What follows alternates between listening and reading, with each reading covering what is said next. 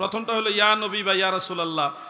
নবীজি যদি সব জায়গায় থাকে বা হাজির নাজির হয় তাহলে ইয়া রাসূলুল্লাহ কেন বলে? বা নবীজি যদি আমাদের কাছে হাজির হইতেই পারে তাহলে ইয়া রাসূলুল্লাহ এটা বলা হচ্ছে কেন?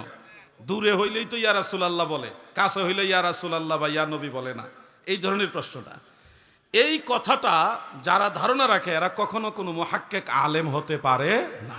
মাদ্রাসার ছাত্র ভাইয়েরা তোমরা একটু খেয়াল করো, হরফে নেদা হলো হেদায়েতুন নাহু আলুকে আমি বলতেছি, হরফে নেদা 5টা। পরবর্তীতে আরও অনেক আলেমরা আরও সংখ্যা বাড়াইছে, কেউ 6টা করছে, আবার আরও বাড়াইছে। আমরা হেদায়েতুন নাহুর আলোকে বলছি হরুফে নেদা হলো 5টি, ইয়া, আয়া, হায়া, আয়, মানে হামজা। এই 5টা হরফে নেদার আলাদা আলাদা 5টা খাসিয়ত আছে। যেমন যদি বলা হয় আয় আল্লাহ, আয়, বা আয় আব্দুর রহমান, আয় আব্দুর রহমান, যদি বলে তখন বুঝতে হবে সে কাছে। আয় শব্দটা আসলেই বুঝতে হবে সে কাছে আছে। আয়া, হায়া, হায়া দূরে, আয়া কাছে, আয় কাছে।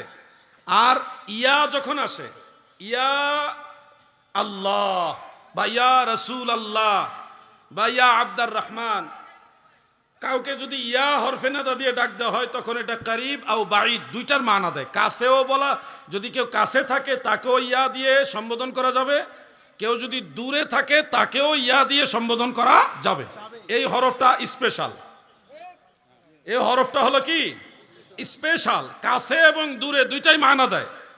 এখন নিজেকে মুফতি দাবি কইরা কিংবা আলেম দাবি করে কেউ যদি বলে নবীজি দূরে এই কারণে ইয়া রাসূলুল্লাহ বলে, তখন আমরা সন্দেহ রাখি এরা দিহি আমাদের ক্লাস 6-7 ছাত্ররা যেটা জানে তারাও এটাও জানে না নাকি ভাই?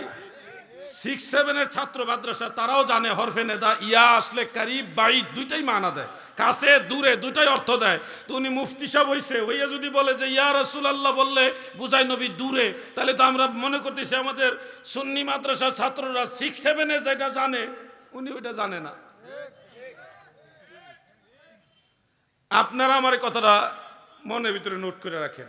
বড় আলেম পাইলে জিজ্ঞাবেন যে আলাউদ্দিন জিহাদি সাহেব বলছে ইয়া এটা কাছে এবং দূরে দুইটাই নাকি বুঝাই, এটা ঠিক নেই, জিজ্ঞাইবেন বড় আলেমদেরকে, জিজ্ঞাসা করবেন, তাহলে আপনাদের ঈমানটা আরো পরিপক্ক হবে।